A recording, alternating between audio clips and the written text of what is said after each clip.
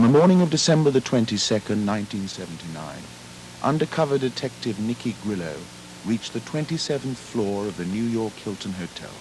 On that morning, he was wearing a waiter's uniform borrowed from Forlini's restaurant.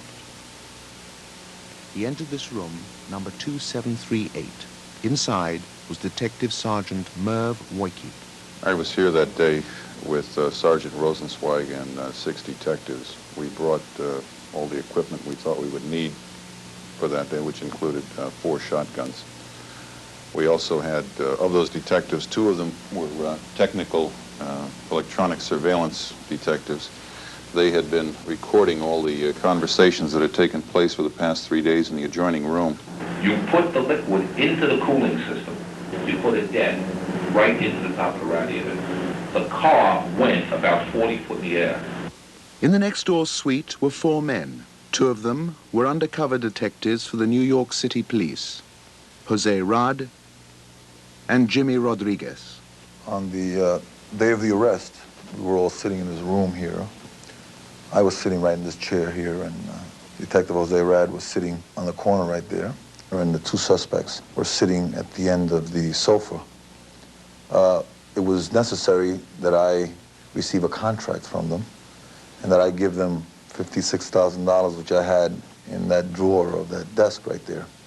And besides that, one of the suspects had a weapon that they were going to lend me so that I may assassinate someone that same evening. The key word was French cruller.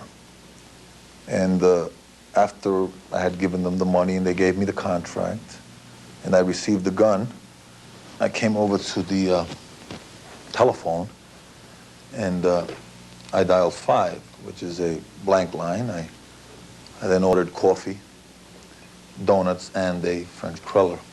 At this point, from both doors, the door to my left and the front door, detectives came in with weapons and shotguns and arrested the 2 suspects. Freeze, police, freeze, don't move. Do you understand? That's a shotgun behind your ear, motherfucker.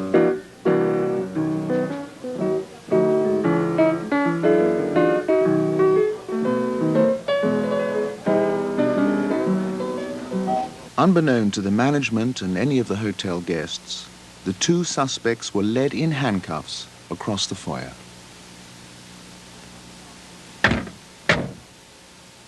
Two unmarked police cars were parked on East 57th Street. The suspects were separated and driven under armed guard to Lower Manhattan and the New York criminal courts at 100 Center Street. They were fingerprinted and photographed in the squad room on the 9th floor.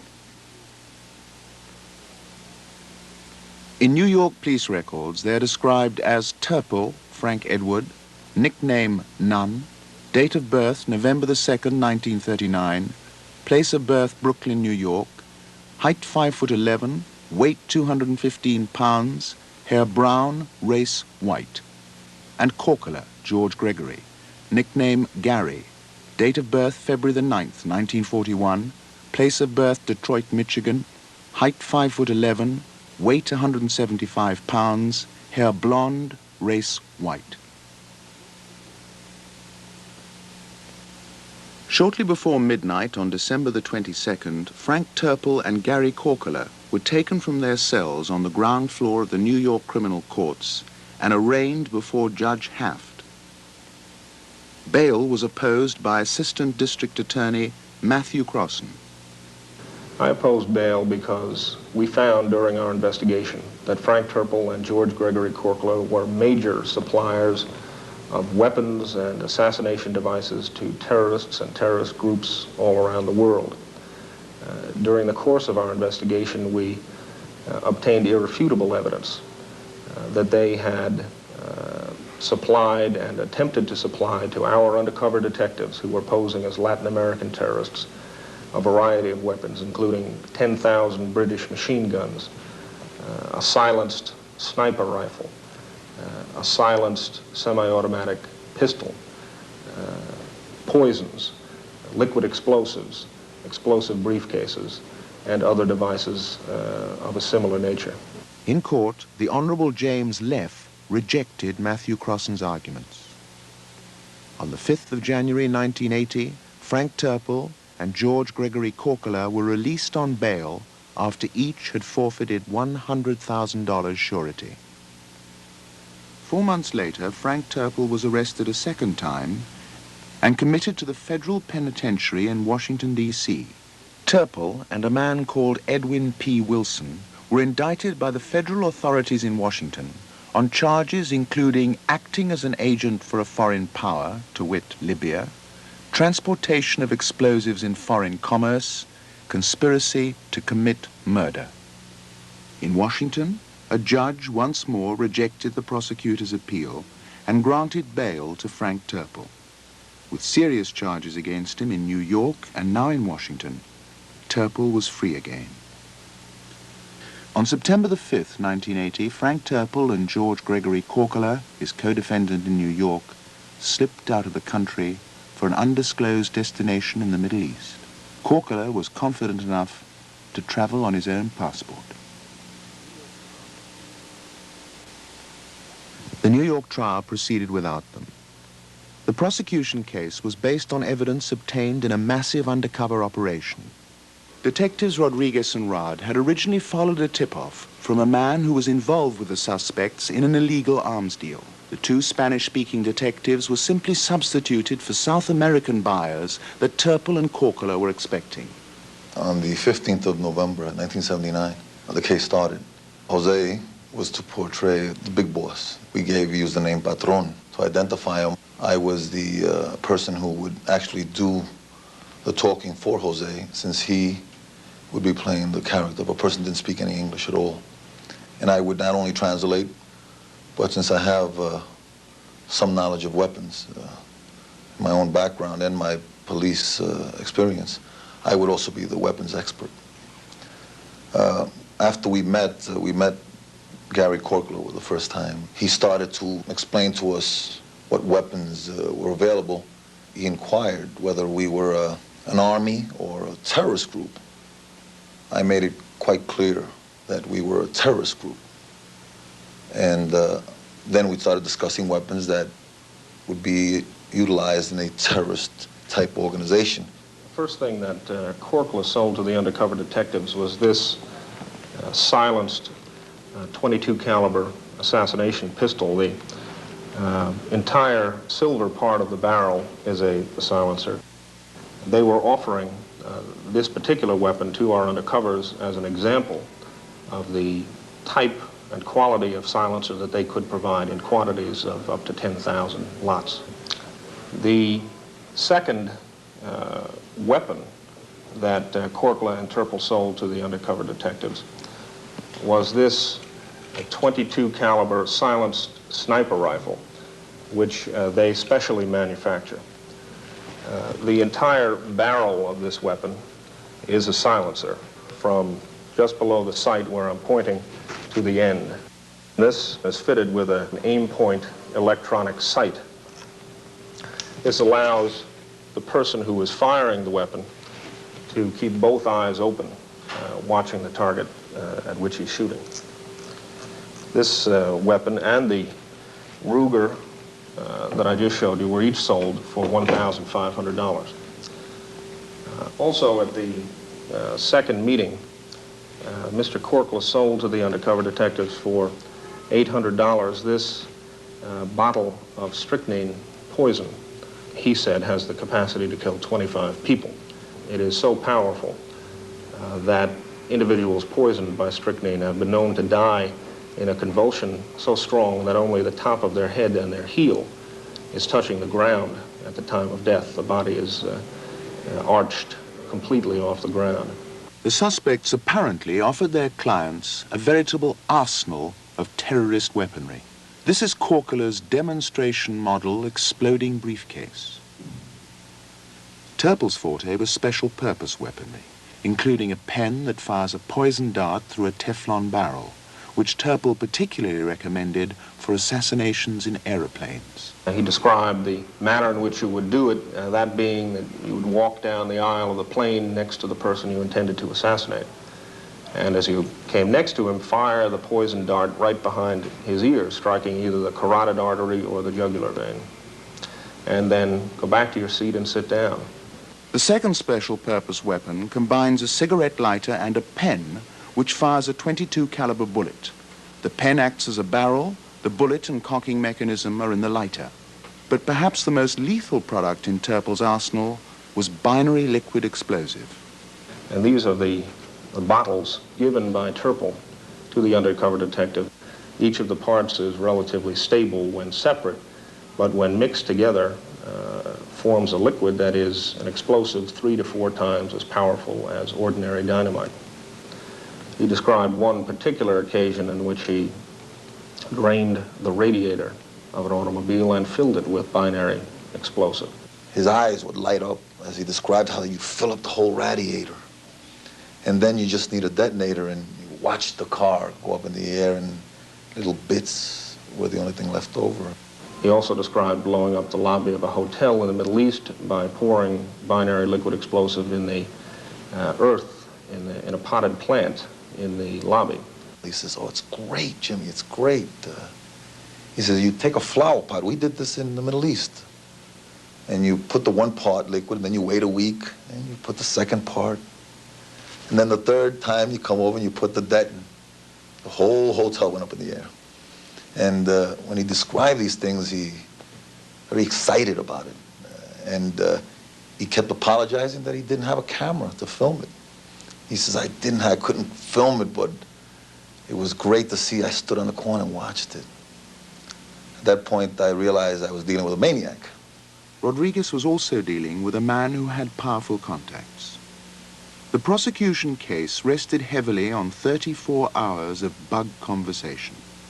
Although Terpil was absent from court, the jury heard him describe on tape his links with an astonishing assortment of individuals and organizations, including the CIA, the Turkish Grey Wolves who trained Mehmet Agha, the man who shot the Pope, Colonel Gaddafi, the Libyan head of state, Ilich Ramirez Sanchez, known as Carlos the Jackal, Idi Amin, the former president of Uganda, and Amin's competitor in terror, the self-styled Emperor Bokassa. Clearly, Terpil wanted to impress his clients with his credentials. He was a man who was willing and able to do just about anything. And he was a man who was trusted by people whom he assumed terrorists would respect. Idi Amin and Muammar Gaddafi, Carlos the Jackal.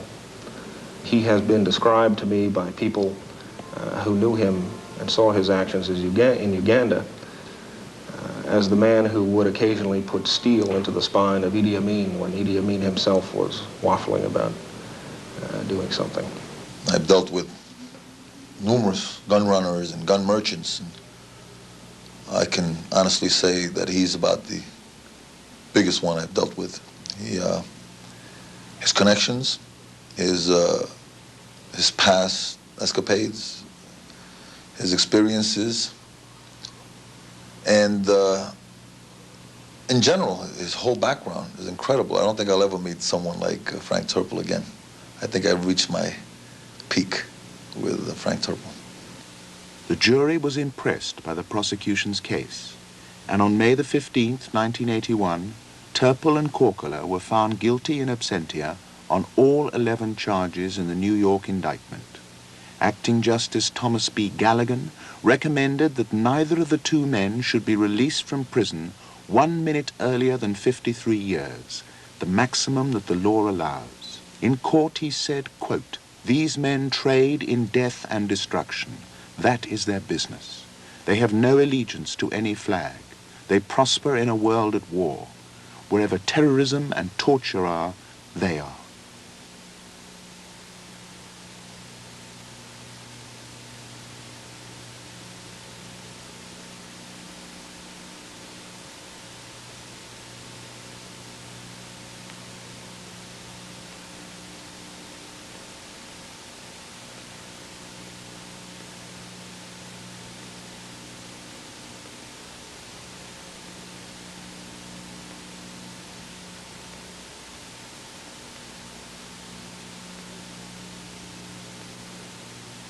Two weeks after his conviction, Frank Terpil sent us a coded telex from the Middle East.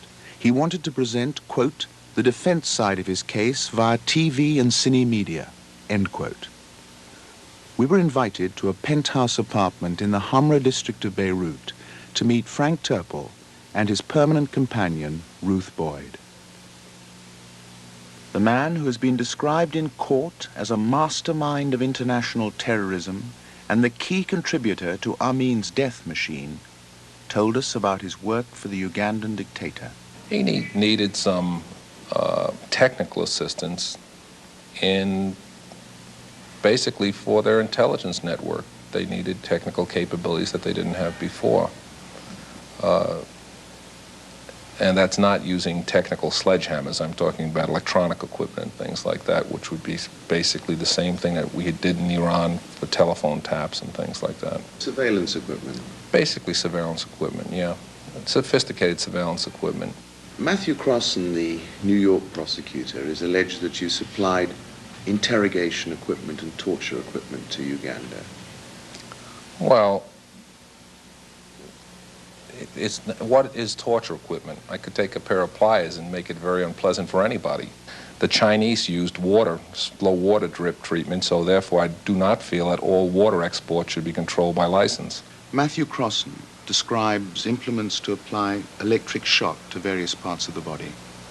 It's true that there was a shipment seized in Florida that contained tasers, which is a defensive piece of equipment. It possibly could be used to induce some people to talk, otherwise, that might not otherwise, but also seized in that shipment happened to be 6 of Idi Amin's basketballs. Now, I cannot really foresee how you would use this as a torture device. Did you supply poisons to Amin? Poisons, I'm going to skate on that one a little bit. There may have been some in the shipment. I can't really recall specifically. But on two of the Bud tapes, there's a description of how a poison was tried out on a minister and how he went out very quickly and his head fell into the soup bowl. Did that happen? Yes, that happened. Were you there? No. And you didn't administer the poison? No. But it might have come out of your store? It could have come in, yes.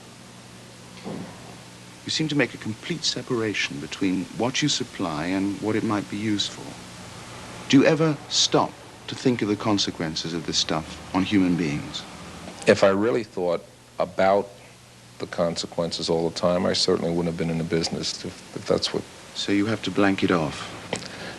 Yes, you have to blank it off. I'm sure that the people from Dow Chemical in Delaware, I'm sure that they didn't think of the consequences of selling napalm. If they did, they wouldn't be working at the factory. I doubt very much if they'd feel any more responsible for the ultimate use than I did for my equipment. Except the employees weren't in the Vietnamese villages. That's true. And you were in Uganda? I had been in Uganda, yes.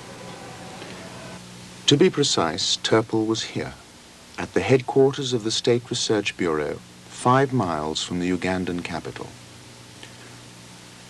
During Amin's short and bloody reign, thousands of Ugandans were herded into this building and slaughtered. The dictator's official residence stands next door, symbolizing his direct personal involvement in the killing. In May 1979, the atrocities committed at State Research were revealed to the world. The blood-stained walls and floors, the pervasive stench of death, testified to the crimes that had been committed in this charnel house. These basement cells were used to imprison those who were brought here, often in car boots, by snatch squads working day and night. Among these grisly relics was an arsenal of weapons sufficient to stock a small army, and secret documents that showed how State Research had been supplied by British and American companies like Security Systems International of Cambridgeshire, England, and a Swiss company of the same name. Pi Telecommunications had also supplied Amin's secret police through Wilkin, their East African distributor, and on one occasion direct to the President's office from their British headquarters. But it was this document that introduced a new name into Ugandan history. It is a 3-page contract itemizing equipment originally valued at over $6.3 million and then revised down to a new agreed price. The contract bears the signatures of Field Marshal Amin and F.E. Terpil, Director of Intercontinental Technology. You had an office in State Research. Yes. And you knew what was going on in State Research. I was on the administrative. The State Research consisted of 3 floors. The third floor, the first, second, and third floor, there were no prisoners kept there. In the basement, the prisoners were kept, and I never went down to the basement. You never saw the basement? No. One of the things that's been said against you in the New York case and by Mac Rossum is that you participated in torture. I've never participated in any torture or, in fact, I've never even questioned prisoners. That's purely an internal matter. You're a supplier. Just a supplier, right? But you knew the torture that was going on. It was hard to miss. I mean, you had to walk out of State Research and walk right by the courtyard. It would indeed have been hard to miss the courtyard at State Research. The Reverend George Lekiwa describes what he saw here. Most of the time was just cutting off, and then sometimes they would just beat a person to death using the butt of the gun. This was very common around here. And again, they would bring some dead bodies already, and then they would throw them on the yard, in the yard. You said that on the third floor you never saw what went on, that it all happened in the basement. But even if that's true, you must have heard what was going on in the basement. At times you could hear sounds emitting from the basement. Screams, yeah. Terpil's office was here, according to him, an administrative area, 3 floors above the basement where prisoners were kept. But the Reverend George Lekiwa was also on the 3rd floor. In fact, he spent 3 months in this room. And this was where we never had food very much. See, they would not even bring us food at all, so we would suffer, stay on just like that. And then water also was another problem. They never brought us water here. And then another thing we experienced here, we were too many for the room, and as a result, some people lost their lives because of suffocation. You can see blood up there. There was a time when we packed 34, and it was right on top here. The whole of this area was full of all dead bodies only. From here up to up there, see? It was really blood always. They were very, very sensitive. And also I was very sensitive, as that was completely an internal affair, of which did not concern me. The bugged tapes suggest otherwise. The Hilton Hotel, December the 20th, 1979. They did everything else. The torches down there like unreal. I can't believe it. The best one I saw, which you can use really, is the rat one. You can use it very good. What they do is they take a rat, a real hungry rat. They stick it on your, first they put a little slit on your stomach. Stick the rat on your stomach, which will run away. So then they put a copper pot on top of the stomach. They strap it on your stomach. They set a little fire on top of the pot. The top of the pot on copper starts getting hot from the top down. The rat goes crazy. There's only one way out. Through the stomach. Oh my God. You feel it every goddamn day. And he's eating right Well, you can see it. You can see it. You can see him. But you can see it when it's in your stomach. It keeps on going through. It keeps on going through. It doesn't stop. He eats right through the He stomach. eats right through. When you torch, they take the rat off. Oh, they just let the rat keep eating. It's an interesting way. Yeah, very effective. I've seen that done about 3 times. Totally effective. Did you ever witness anything like that? No, it has been used, but by various tribes. It's not an invention of Idi Amin or State Research. It's been there for 50, I don't know what the amount of time, but it's a common method used by some of the tribes in the North. So what you're saying is that you never saw it, and it never happened at State Research. I'm not saying it was not done. If it was done, I was not knowledgeable of it being done at State Research. The Englishman, Bob Assels, is usually thought of as Idi Amin's right-hand man. But in a recent interview from prison, he described you as the real power behind Amin, and said that everybody in Uganda feared you. No, I didn't consider myself the power behind him. He was there long before I arrived. But he needed you. In certain, yeah. in certain areas he did. As he talked about his Ugandan years, Terpil casually touched on events that had made world headlines. The raid on Entebbe, the murder of Dora Bloch, the mass executions of Ugandans, the mysterious plane crash which killed Mackenzie, Kenyatta's agricultural minister. Amin gave a little present to Mackenzie just before he took off in the aeroplane. It was probably a cob head, which was a traditional present for, it's a mounted head. It looks similar to a deer, traditional present that he did give away. Now, it's been established, I think, that there was a bomb inside that cob head. Then that would be a dangerous present to have. Beware of Amin's giving gifts. We also know that you supplied a special kind of detonator that was set off at high altitude. Was that your equipment inside the cob head? There's a remote possibility. Could they have got that equipment from anywhere else but your supplies? They could have gotten it through UK. You know, I did not have an exclusive on this type of equipment. But it was the kind of equipment that you supplied? In some cases, yes. As he talked, Terpil gradually revealed his closeness to Amin, who had rewarded him with the nickname Waragi, White Lightning. When the regime collapsed, it was Frank Terpil who sat at Amin's side on the last plane out of Uganda, while Assels was left to make his own way out of the country on foot. You and Idi arrived in Libya as two refugees. Political refugees, yes. How were you treated there?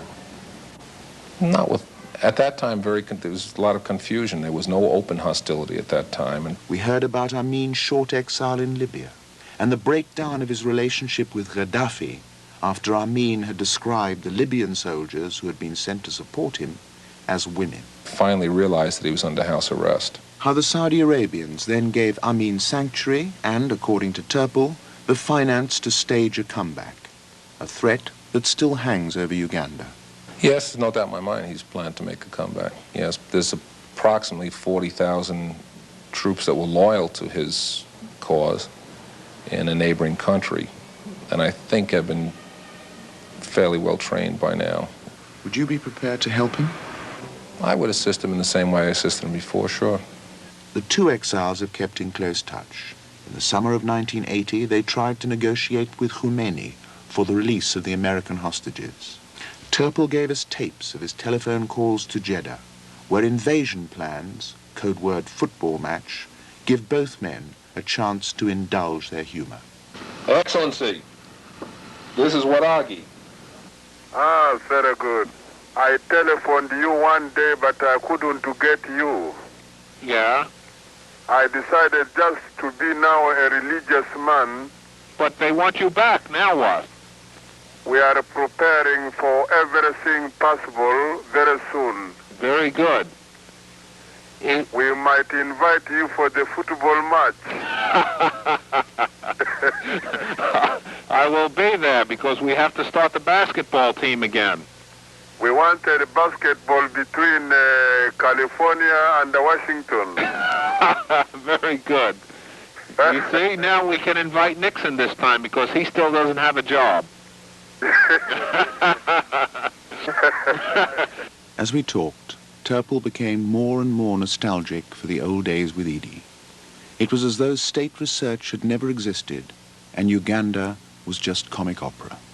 We heard about Amin's secret passion for Princess Margaret, about evenings Terpil had spent in Idi's massage parlor listening to the dictator's records of Scottish pipe bands, and of long, lazy afternoons on Lake Victoria when Amin dreamed of turning Uganda into a nuclear power. We had been out on the boat. It was myself, Bob Astles, and Amin. And there were discussions as to if uranium was discovered, or if in fact it was in commercial quantities, would it enhance the economy of the nation, or if it would, what other possible uses could it be used for? And then Amin inquired as to how much it would require to make a bomb. In that first afternoon, it seemed to us that we had not been invited to Beirut to establish Terpil's innocence or guilt. We had been asked to share hilarious stories of hilarious men. Had a difficult time saying uranium, and he said, He looked, we were on the boat, and he said, Waragi, he said, how much would this make to make a big bomb? He'd always smile, and he seemed, I would use the word psychotic. He definitely has a problem. He's not all there. He's conscious of what he's doing, but to him, you know, he's like the old horses where they put the blinders on. He doesn't take, I just say, he doesn't care. In 1979, you were sitting next to Idi Amin on the last flight out of Uganda. Take us back to the very beginning. What brought you there? I mean, where were you born? Where do you come from? I was born in November 1939 in Brooklyn, New York, on East 8th Street, 223 East 8th Street. On my particular street, we had Irish, Italian, Polish, and one French family that somehow found their way there. It was very ethnic. On the western tip of Long Island, just over the water from Manhattan, are some 3,000 acres of brick and brownstone terraces, shops, pubs, and clapboard villas, known as Brooklyn.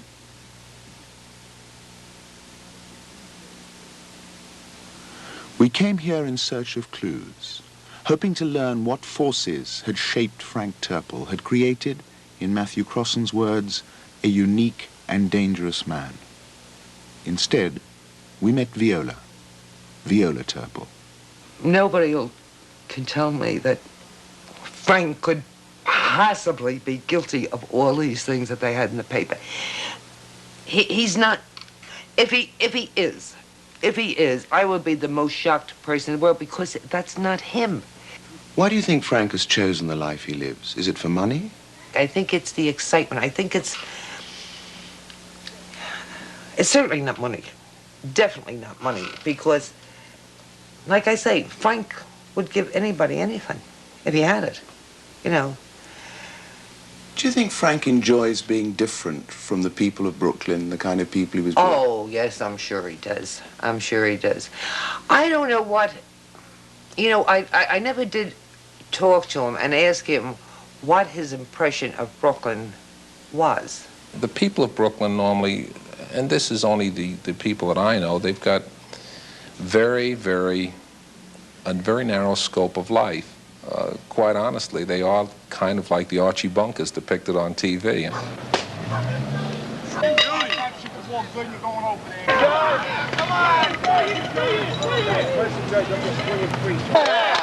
Way to strike, Peter, way to go! If I would have stayed there, I would have never known any difference. I mean, I would be in the same syndrome they would be, probably working in light industry, or one of the keys of success there may be to work for the telephone company or a very established company like that. What sort of work did your father do? He was basically in the military all the time. He had gotten called up in World War II. And from World War II, then, of course, Korea broke out very soon after that. So I don't remember too much of him, except that the parts that I do remember, he was in uniform most of the time. Frank's father worked for Western Electric. He was a sprayer, worked in a spray booth, spraying phones, you know, the jackets of them. When Frank was 12 years old, his father died. And I said to him, Frank, now that Daddy is gone, how do you feel? And he just looked at me and he said to me, I would rather you not ask me, because I don't want to discuss it. So we never, ever discussed it again. Never. To this day, we never discussed his father. Is Frank afraid of emotions? I think Frank has blanked out a lot throughout his life that he didn't, and I think that's why he's the personality that he is. But it's an art, believe me, to blank things out. It's not that easy to blank things out.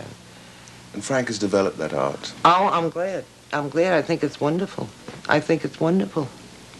Because it makes your life so much easier. It makes your life so much easier.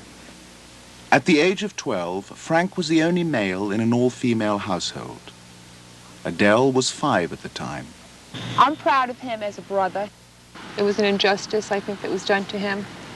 He was singled out, kind of. And he had to do what he had to do. Lorraine is the baby of the family. I look at my brother as a totally different person than what I read about. And I don't know, when I'm with him, or it just, to me, that seems so out of range. This Idi Amin or the gun dealings or whatever went on. I don't look at it as, it doesn't really even enter my mind. Are you concerned when you read about Frank's association with Idi Amin and people like that? Concerned in Are you worried that he should mix with such people? For his safety, or because morally, are you worried? I don't know how much of it is true and how much of it isn't. So I don't think of it in those terms. I believe in Frank, and in believing in him, and I always will believe in him, and I'll always stick by him. If he feels what he's doing is right, then it's right. Is there any side of Frank's character that you're ashamed of? No. Not at all. Paradoxically, it was in the company of these warm and generous people that we began to grasp the experiences that had shaped Frank Terpil. Did Frank give you any problems as a child? As a teenager? Well, yes, once. But it was something that, like, I think I told you about the machine gun. She may be referring to an illicit machine gun sale. When you were how old? 15. Yes. I bought a machine gun. It had been confiscated from somebody. I bought it from a policeman, as a matter of fact. And saw a margin of profit that could be made by selling it to somebody else, which happened to be the son of my high school science teacher. The first thing I know, Frank was arrested. And they called me at work, and they had Frank down at the station house, and they wouldn't let me see him. But, like, he was in a room, and I passed the door, and I just said to him, whatever your story is, stick to it. Were you angry with Frank for owning a machine gun? No, I felt sorry for him. Because I felt sorry for him because it wasn't a case of he was doing anything malicious. He wasn't going out and robbing people. He wasn't going out and sticking them up. It was just, he was creative, I guess. I don't know. I guess this was a big thing to put this thing together. Yeah, I mean, because this is Frank. He was always great imagination. You weren't worried that Frank had a machine gun? No, not at all. Not at all. The morality of New York is my morality. It's how I was brought up, and it depends on how you view morality. During my, I guess you may call them formative years, we were taught to obey, I guess you may say, the precepts of the law in a different framework. I certainly learned at a very early age that a dollar placed in the right hand could do wonders. Is that a fair comment? Is it fair? I mean, is it fair to say that in Brooklyn and New York, corruption is a way of life? Anthony, where have you been? You mean that you haven't heard of corruption in New York City? I think all the big cities are so corrupt. I would say even in the small towns are so corrupt. New York City especially is corrupt. Farrell's Bar, Brooklyn. 3 miles from here in the DA's office, we had been persuaded that Terpil was beyond the pale of decent society. Here there's another perspective. Frank Giardino has known Terpil since they were both 14 years old. He was an international firearms dealer, an accredited international firearms dealer. It was a business that he developed. He became successful at. He raised a family with. Something done all within the structure of our society. Do you feel that Frank Terpil has been unjustly singled out? I believe, in my mind, one of the worst things that can happen to an individual is exile from this country. Because this is the place. It's the best place in the world. I believe Frank feels that way. I believe Frank wants to come home. I believe he's done a lot for this country. And in some ways, he deserves a medal for what he's done.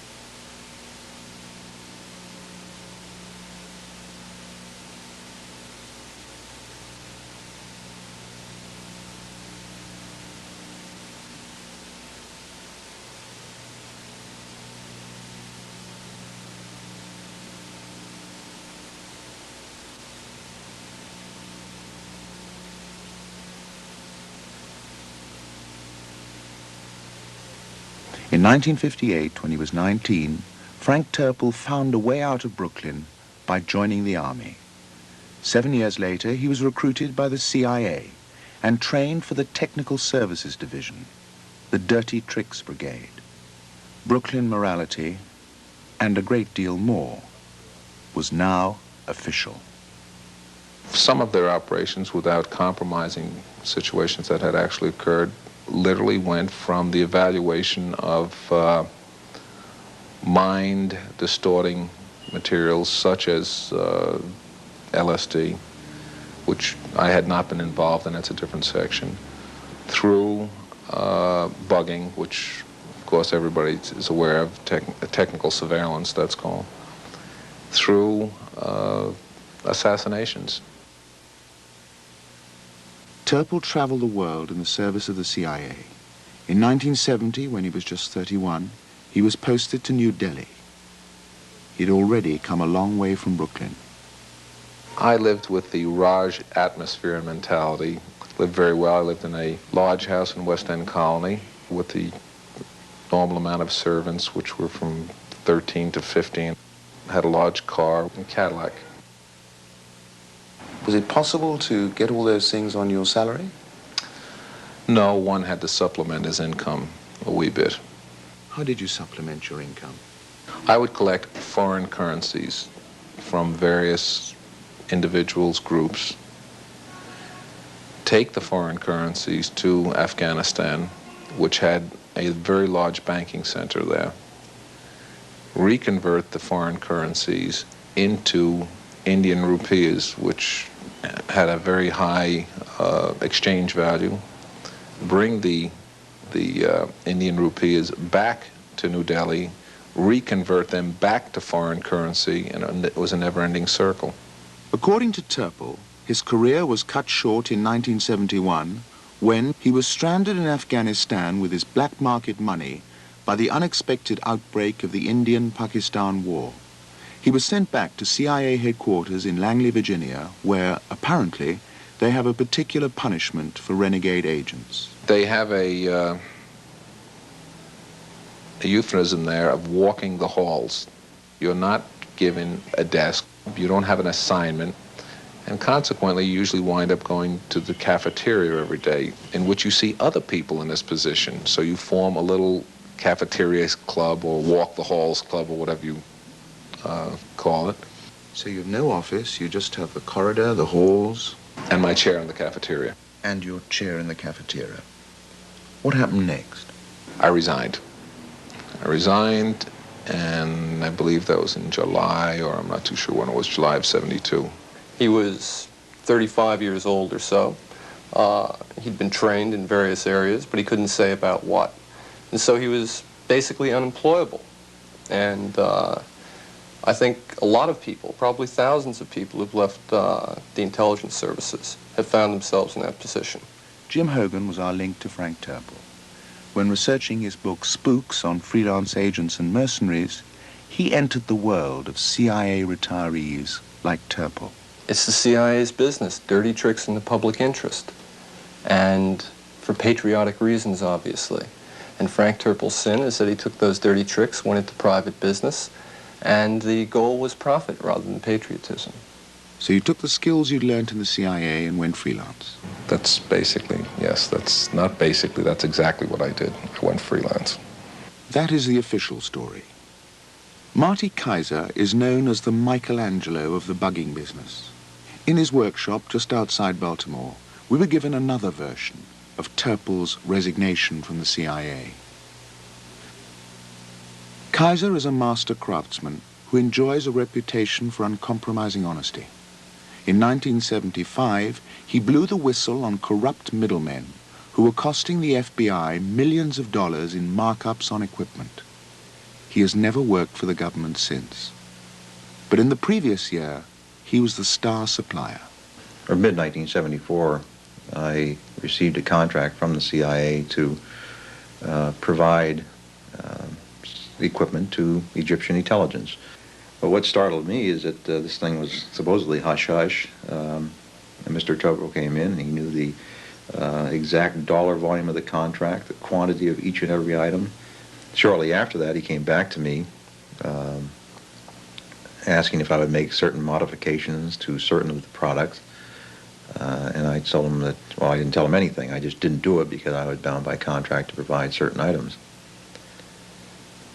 So I eventually delivered the contract to the point here in the United States, and then flew to Cairo. I was met at the airport by my host, who took me to the Nile Hilton, and we walked in into the lobby of the Nile Hilton, and sitting there not more than 40 feet in front of me was Frank Terpil. Frank took me to the second floor lounge and introduced me to my CIA contact there, which of course struck me as odd, but everything fits in this world. And then the following day, when I went to meet with the generals and open the equipment, the one general expressed disappointment that the modifications had not been made, making it abundantly clear that Frank had won the confidence of that particular group. So there he was, right smack in the midst of their intelligence agency, moving about with total freedom, and it just absolutely baffled me. So 2 years after Frank was fired from the CIA, or to be strictly accurate, was forced to resign from the CIA, he seems to have the full confidence of their man in Cairo and the Egyptian military. How's that possible? Well, the only conclusion I can draw is that he never was fired. Mr. Colby, in 1974, when you were the director of the CIA, Frank Terpil seemed to be in the center of very important negotiations involving the CIA and Egyptian military. How could he maneuver himself into that position 2 years after he supposedly left the agency? Well, I guess he could. I mean, agents do maneuver themselves into situations. Ex-agents? Ex-agents move, that's the function of an agent in the right thing and in the proper use of the situation, to maneuver themselves into a situation by their own wits and so forth. It's not abnormal at all. Old military types, old diplomats, they all maintain that kind of contact, even though they might have left under some shadow. I really don't know the facts of this case, quite frankly. Well, the facts are that when you were director of the CIA, Frank Terpil appeared to a CIA supplier to enjoy the full confidence of his CIA contact in Cairo and the Egyptian military. And I just don't know the circumstances under which it happened, so I really can't comment about it. It's impossible to responsibly say anything. Has it ever been a practice to appear to fire people from the CIA in order to put them into deep cover? It's possible, sure. I mean, there are those kinds of things that you used to do years ago. I don't think you do it anymore. Whatever the reasons, the world suddenly opened up for Frank Terpil after his resignation from the CIA. He described his deals in Egypt, Saudi Arabia, Iraq, Syria, and Yugoslavia. His work for Somoza, the Nicaraguan tyrant, For Bokassa, the man who kept the bodies of murdered schoolchildren in the cellars of his palace. For the Shah of Iran, who paid Terpil and his associates $84 million for an elaborate bugging system so that a nervous ruler could spy on his own government and secret police. This equipment had the capability of listening and identifying all telephone conversations that took place within Tehran itself. Basically, it was a Big Brother operation, a 1984 type operation. And what was your involvement in this? We were involved in the most sensitive part, and that was the vetting of his own government. As Terpil told it, he was associated with the most traumatic events of our time. He had helped to train and equip the Grey Wolves, whose membership included Mehmet Agha, the man who shot the Pope. Were there no times when you felt, I know what's going on here, and I don't want any part in it? I do not get wrapped up emotionally with the country. I regard myself basically as neutral and commercial. Sometimes Terpil seemed proud of his deals and connections. At other times, he kept his distance. Do you know Carlos Ramirez Sanchez? No, I do not. On the bugged tape of the 17th of December, Gary Corkler, in your presence, offers the undercover agents Carlos the Jackal for a job. And was that a lie? Was that just trying to impress them? Corkler may have said that to impress him. But not being able to deliver? Not that I know of. Do you exaggerate? Odd sales, sure. Just like everybody. And do you exaggerate when you're talking about your past experiences? No, they're all substantiated. I don't have to exaggerate on that. It's usually documented, and I usually have the documents to prove it. This discussion was to prompt one of the most astonishing experiences of our trip. To back up his claims, Terpil suddenly handed over files of letters and telexes, addresses and phone numbers, to leaders, to manufacturers and shippers, and to his private contacts in Congress, the CIA, the US Special Forces, MI6 and Scotland Yard, all of whom he claimed had assisted him in his years of private practice.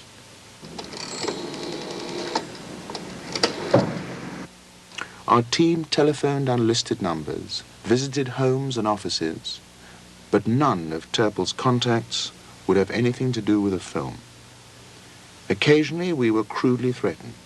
At other times we were given detailed corroboration of Terpil's information, on the strict understanding that this was off the record.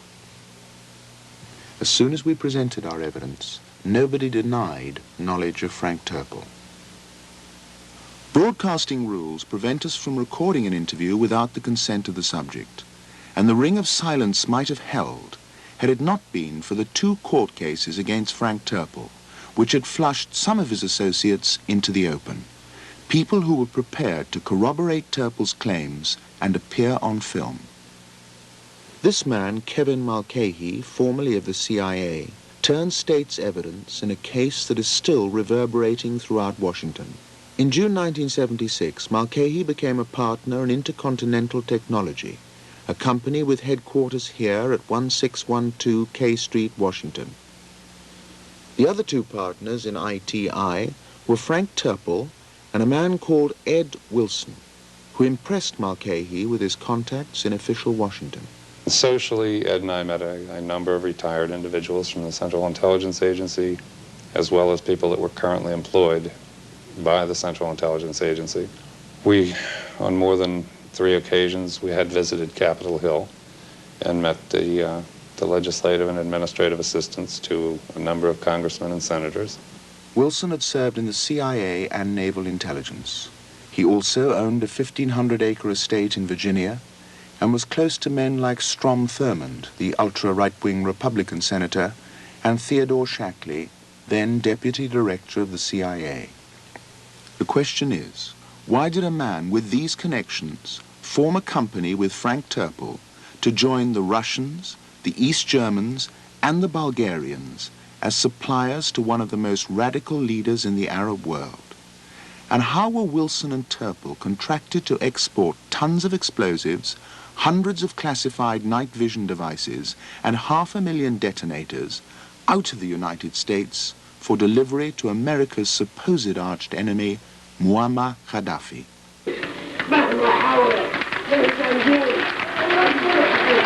According to Mulcahy, these questions began to trouble him in the autumn of 1976.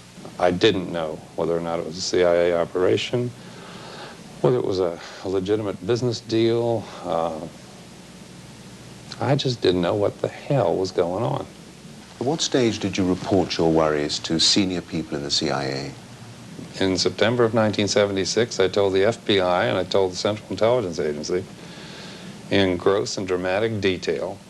I laid out the cast of characters that were involved in every deal I was privy to. Every company that was involved in the supply end of it. They had, I don't know, unless I'd gone out myself and dropped the body over the transom to the FBI, I don't think they would have done anything with it. The CIA knew about the operation in Libya in 1976, but nothing was done to stop it until April 1980. Why do you think Terpil and Wilson were allowed to carry on for nearly 4 years? I have no idea, none whatsoever. It's one of the things that that bothered me enough so that I was willing to go public finally, after 4.5 years of silence. Mulcahy was not the only one to report his concerns to the authorities. Heel of palm the nose. Heel of palm the chin. Toe to groin. These are the Green Berets, the elite commando corps, at their main training center in Fort Bragg, North Carolina. In 1976, Terpil and his cronies were active here, recruiting instructors for Gaddafi. Master Sergeant Luke J. Thompson was approached by one of them. I was called at my home in Fort Bragg about 7:30 at night by a man who identified himself as Pat Loomis, and he asked if I could was free to go abroad to discuss a contract of work in the intelligence field. And not really knowing who he was or anything about him, I had to lead him on to find out some specifics, because I thought he was from some foreign intelligence trying to subvert me. And he asked me if I could recruit a team of 5 people. So as soon as we got through talking, I called the counterintelligence people and made them aware that I was approached by what I felt was a foreign agent. They came over to my house, and the intelligence people told me, said, this is completely legal and above board, so you have no worries, pursue it as you desire, no problems. With the apparent approval of counterintelligence and his own commanding officer at Fort Bragg, Luke Thompson took a squad of 5 men with 800 pounds of explosives to Libya. Shortly after his arrival, he was taken to a desert palace where Americans were priming ashtrays, books, even desks to explode on contact. Would you ever use these devices in conventional warfare? No, it's not something that you would use as a device against an organized force. What would you use these devices for? Terrorist activities. Terrorist on unsuspected civilians. Someone that would, would pick up an innocent item through ignorance. What was Terpil doing out there? He indicated, he acted like he was chief of the operation. What, he was running the whole manufacturing facility in the palace? Yes, he was. We had one of the outbuildings or the outer buildings as an assembly point, an area of instruction for the assembly of these explosives. Who were you instructing? The people we were instructing were Libyan military, which I assume would be their equivalent of special forces. Were you instructing any guerrilla groups from the outside, like ETA, Red Army, the Red Brigade, the IRA? If we were not cognizant of it because we never spoke directly to the people. So you were instructing Libyan military personnel and others whose origins you didn't know. Which we didn't know, that's true. I decided, being active duty military, I'd better get out before things get too bad. Why were you worried? Well, I could see that this wasn't something that I should be doing. It was obvious that something was wrong. And I decided I'd best burn my bridges and get out. When I got back to the United States, I reported to the counterintelligence people that I had been reporting to all along. And what did they say to you about your worries? Obviously something's wrong. This is not an agency operation. So they put it back through the computer again, and they got a block somewhere. The agent told me, he said, we can only get so far up. It blocks. And what does that mean? It was stopped. You were using agency and special forces personnel. You were using agency suppliers. How are you shipping the stuff? Through an agency freight forwarder.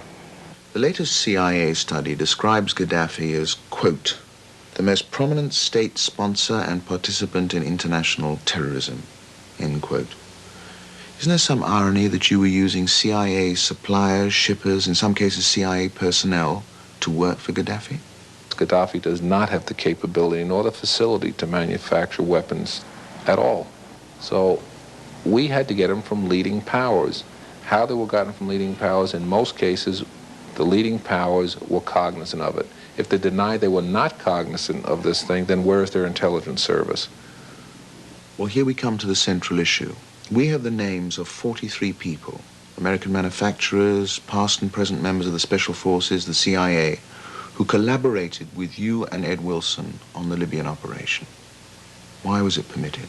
Wilson and myself collectively had enough information and intelligence on current and past operations that would prove to be a great embarrassment to the United States government. So in a sense, you were blackmailing the CIA? It was an unspoken blackmail, if you will. There was never any overtures made to threaten the CIA with blackmail, at least on my behalf, on my part. Now, could there be another explanation that the work that you were doing in Libya was useful to the CIA? They would have a knowledge of the amount of training, the skill that the people possessed, the possibilities of them launching operations on their own, successful operations. They would have a psychological profile of the people that were trained. That may be of use to them. What do you think Gaddafi would feel if he knew that CIA had penetrated his secret training facilities through you and Ed Wilson? I can't speak for Gaddafi, but I could speak on behalf of Amin. And Amin said that he would be very, very disappointed if the agency had not penetrated his operations. Why would he say that? He felt that the CIA was one of the top 3 intelligence organizations in the world, and certainly he didn't put his state research in that league. We questioned Terpil for hours about Libya, until we were almost certain that the so-called mastermind of international terrorism was in fact ignorant of the full implications of the role he had been permitted to play. Why are there supposedly in the neighborhood of 42 unindicted co-conspirators? Why did these things in China Lake, which is a very secret facility, why did these people leave our employ in Libya, which we are not denying that they work for us in Libya? They left our employ in Libya, went back to China Lake, which is a very, very secret operation, clandestine operation. And these people went back to work there. The other ones we had, which were CIA employees, or we had people besides the CIA employees, we had active duty special forces people, which were on 30 days leave to work for us in another location. In Washington, we approached the CIA, the FBI, and the Justice Department for some comment on Terpil's activities, but this was consistently refused. But the implications of the Libyan operation extend far beyond Washington. As there are no direct flights between the United States and Libya, Terpil needed reliable transfer points in Europe where lethal material and armed personnel could be switched to Libyan flights without official interference. According to Mulcahy, London's Heathrow Airport was the most important link in the supply chain. It's almost amusing the way Frank would conduct himself at Heathrow. It's probably the best example I can think of. Some of our people were walking around Heathrow somewhat disoriented and intoxicated, and with them they were carrying some concealed cans of binary explosives. Frank had promised these people that he would meet them at the airport when their plane landed. They would never have to worry about going through customs or anything else, and they could go directly to Libya. Well, Frank hadn't made it to meet the flight on its incoming leg. So I had to rouse Frank and make sure he got out to the airport before something difficult, before London was blown off the face of the map. Yes, that's in essence true. The shipment of the material was never to be bought out of the international zone. In other words, it was supposed to be transshipped immediately to another aircraft. Harper had made a mistake. He went right through the customs with the material in question, and I did have some associates within the British government at the airport that helped Harper and the material back on the plane. So when a man walks into Heathrow Airport with enough explosives to practically destroy London, you've got people there who can sort this out. Yeah, I had certain facilities made available to me that the average bear wouldn't have had. Off the record, Mulcahy named Terpil's high-level contact with British intelligence. Terpil confirmed the name and claimed that the man in question had done a good deal more than smooth the way with the British authorities. In some cases where we needed some material and it wasn't available from one of our sources, he actually freely gave us some other sources of possible supply. In fact, at one time, he himself was in Libya aboard a private aircraft. He had access to privileged information. He had access to operations that were going on. I'm sure he was still active duty, and we regarded him as our professional babysitter. Using an unlisted number that Terpil had provided, we telephoned the babysitter's home. A meeting was set up in this London hotel. It was to last for 3 hours. The man confirmed his association with Terpil, but denied that he had been involved in any unsanctioned operation. He told us that the private plane had been provided officially and openly by the government of Libya. He went on to suggest that Wilson and Terpil's Libyan operation was in the best long-term interest of the Western powers. He also warned us that if we were recording the meeting, we could end up, quote, under a bush in Surrey, end quote. Terpil had reached a peak 7 years after his resignation from the CIA. He had holdings in Switzerland, a hotel in the north of England, a mews house in this fashionable area of London, and a Japanese-style mansion which he chose to build less than a mile from the CIA headquarters in Langley, Virginia.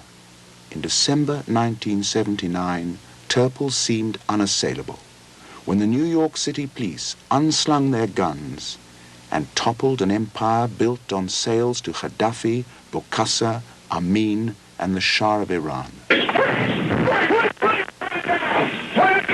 it down, my friend, that's it. On your head, put them on your head. Put them on your head. Don't move. Just as the federal case in Washington had produced the Mulcahys and the Luke Thompsons, so the New York case helped us to flesh out a minor part of Terpil's British operation, though leaving his high-level contacts untouched. When the two New York undercover detectives had bought their assassination rifle, their binary explosive, and their strychnine, they decided to put Terpil to a real test. Could he provide 10,000 machine guns, enough to equip a revolutionary army? The statements that follow from the two detectives were sworn in evidence in court. He indicated to us, Detective Rodriguez and myself, that he had machine guns and all types of weapons, including cannons and bombs, in a couple of warehouses in England. In order to get the weapons out of England and to obtain an export license from the British government, Terpil and his associates had to obtain what's called an end-user certificate. An An end-user certificate is simply a document by a friendly government saying that weapons which are now stored in the, within the territory of another country have been purchased and are going to be used by the government of the friendly country. That document is indispensable for obtaining an export license. The weapons would be consigned for all outward purposes to the Philippines. Of course, they would not go to the Philippines. So it was an illegal operation? Illegal in the sense that the ultimate destination was not as registered, yes. Anybody really from any group, left wing, right wing, who wanted to get machine guns from you could get them out of a warehouse in England? Yes. By using a phony end-user certificate? By using, yes. Frank Terpil made it clear to the undercover detectives that they wanted a payment of $56,000 in cash, which would be used for the bribery that was to take place in the Philippines to obtain the end-user certificate.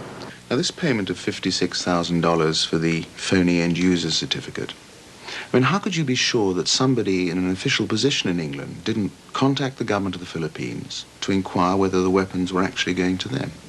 The $56,000 would be to expedite the paperwork in totality in UK and the Philippines, both. So people have to be paid off in the UK and in the Philippines? Some people, yes. On December the 14th, 1979, undercover detective Jimmy Rodriguez arrived in London to acquire 10,000 machine guns for a mythical terrorist group. He was told to meet Terpil at this hotel in Lancaster Gate, where 7 men would be waiting in a conference room on the ground floor. When Rodriguez entered, Terpil was already typing the contract. One by one, he introduced the detective to his associates. There was Sam Urick, the shipper, who would deliver the guns to the Caribbean, Colonel Bill Rowley, who would obtain the phony end-user certificate, and this man, Robin Braid Taylor, who would take Rodriguez to view and test fire the weapons in a warehouse in Manchester, England. This character, Robin Braid Taylor, the intermediary, did he realize that he was involved in an illegal deal? Absolutely. Why do you say that? He had extensive conversations with Detective Rodriguez during the trip to and from the Interarms warehouse in Manchester. And Detective Rodriguez said that Robin Braid Taylor made it completely clear that he understood all of the ramifications of the deal. Now, did you get the feeling that Braid Taylor, he was helping you out of some ideological conviction because you were posing as a right-wing terrorist? He was in it for the money, period. I don't think he was interested whether I was from the right or the left. If I had said I was a communist, I'm sure he would have given me the same deal.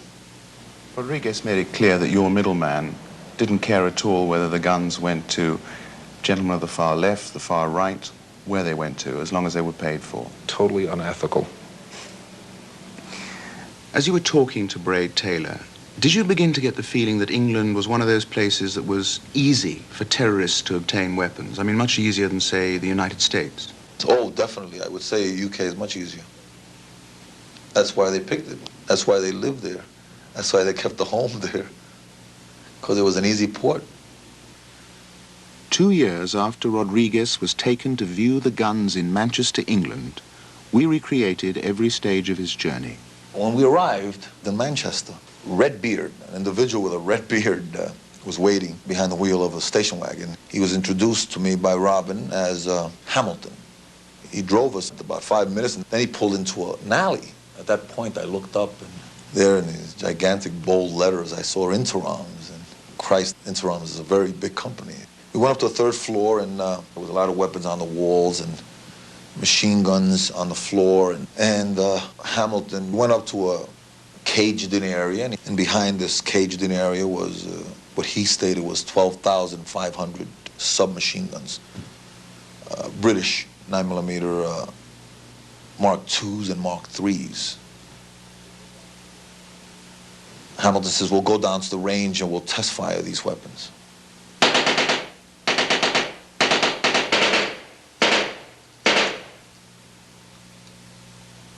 He then gave me the weapon.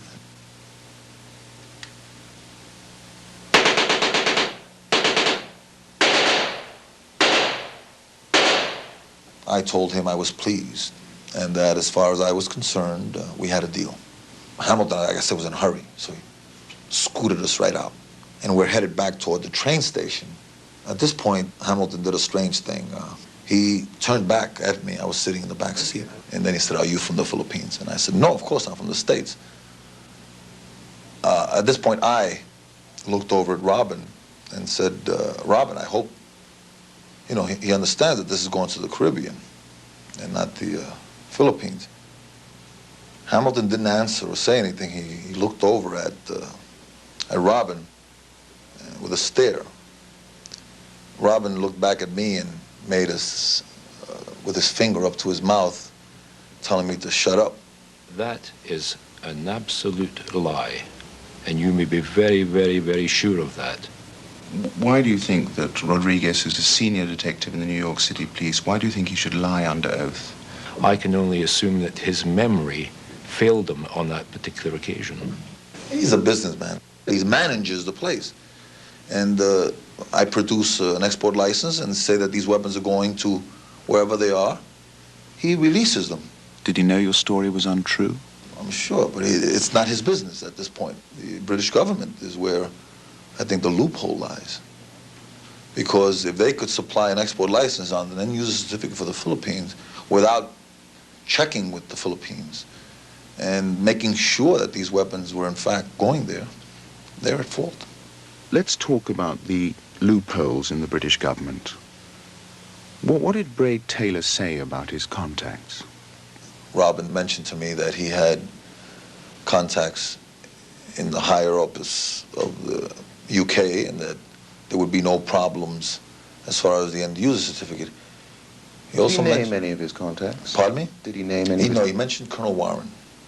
That was the only person he mentioned by name. What did he say that this Colonel Warren could do for him? Colonel Warren could walk the papers through and that he could assure that there would be no problems as far as the end-user certificate, that the end-user certificate would be issued. Tell us about this Colonel Warren.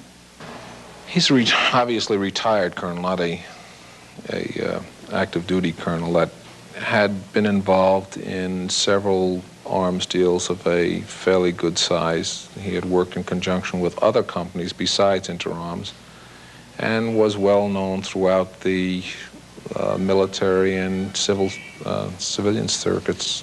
When we contacted Colonel Warren, he claimed that his only role was to make the original approach to Interarms that led to Rodriguez's visit, because he thought that one of the people involved was, quote, an ex-CIA agent which put some credulity on the inquiry, end quote.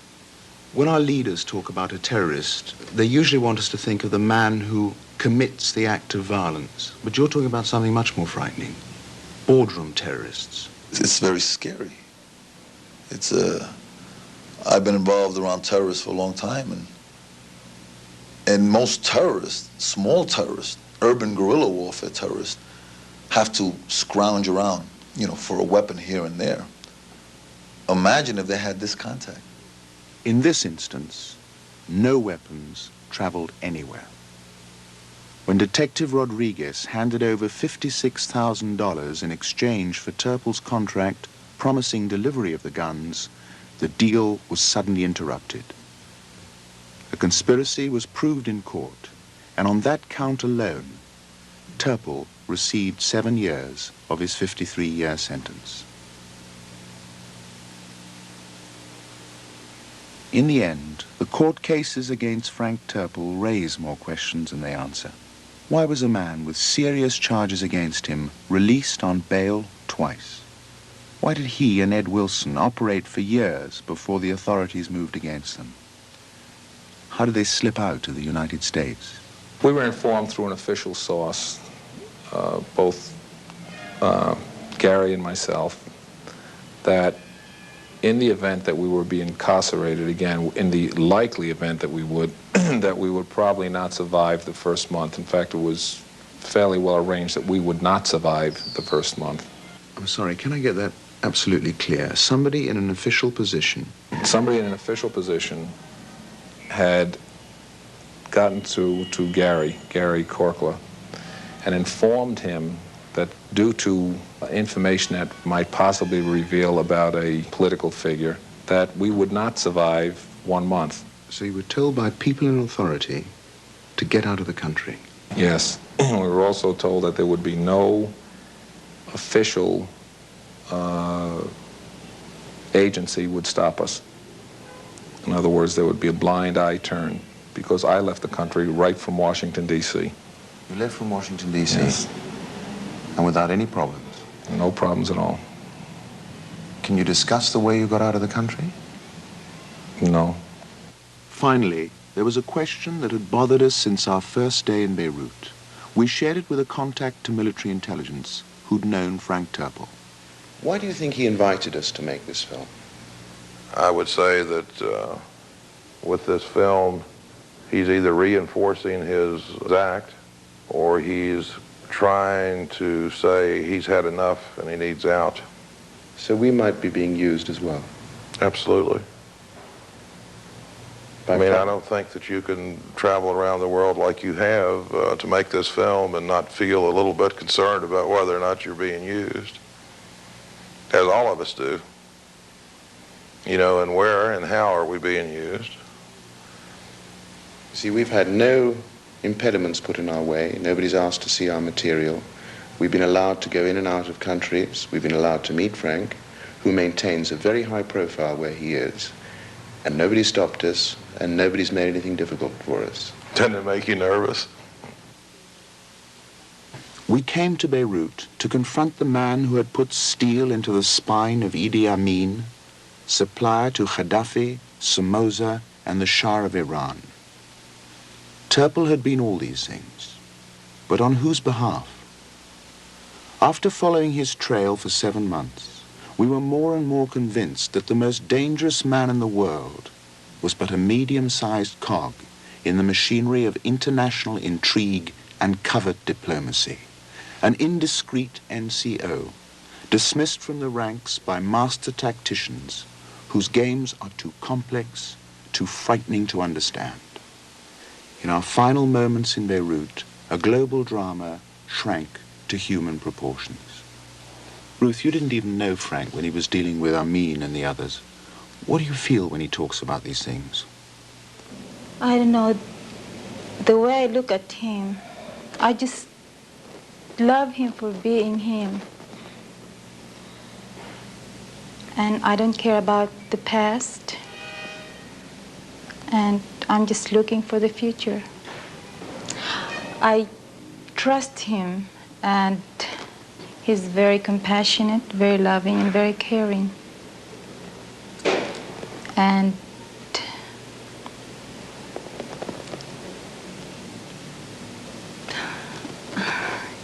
it's hard to explain. Try and explain. I don't want him to be out of my sight. And some of the things that some people I've met, that they've told me about him, that he's a killer. I just don't believe it. You said earlier that you were scared whenever he was out of your sight. That's true. Scared of what? I don't know. If he's by my side, I feel all right. I know that he's with me. But once he walks out of that door,